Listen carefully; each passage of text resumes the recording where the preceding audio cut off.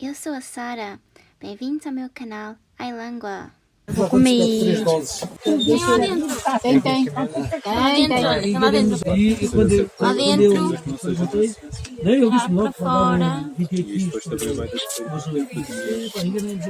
Está na casa mal, não é grande nem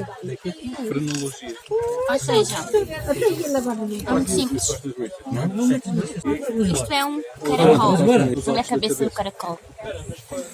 Cá de fora. Este é fácil de tirar. Ai, esta mulher está boa, meu Deus. Olha a cara dele. Os olhinhos já estão tortos. Um para cima, outro para baixo e a boca. Agora vou comer. Então, explica lá como é que se come os caracóis. Pois é, os caracóis já vão Pegas no caracolito, pegas no palitito, espetas na barriguita dele, puxas para cima, mete na boca.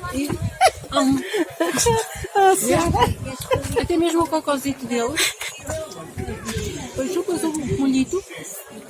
já é professora. Tá bom. Faz lá outra vez para a gente ver. Mais uma vez. Um palito. Espetas na barriguita dele. Não, Vou estar cheio. Puxas para cima. não porque agora vou tomar banho e vou entregá-lo e vou para baixo. É bom? É. E não é preciso ir a correr muito. Se não sair todo, Lisboa não Aqui, este anda. bocadinho vai cair. E chupas o Lá, sumo. lá tu dizes assim, Lisboa não anda, vai ter que ir. aqui A no médica, molhito. quando eu ia ao São José, também Estás a ver? é banho devagarinho, que Castelo Branco não anda. E lá no Há quanto hospital- tempo não comes caracóis? Desde o ano passado. Aqui. A última vez foi aqui? And so is drinking very good. Não, eu falo em português. Very nice. Agora estou a comer uma tostada. Ai, já não há peixe. Porque tem. É o que eu Mas gosto. laranja é muito bom. Tem. Calma. Tens de. Mais aqui, ó. Pera roxa e... Eu gosto de tostada. E tu queres macia com fiambre.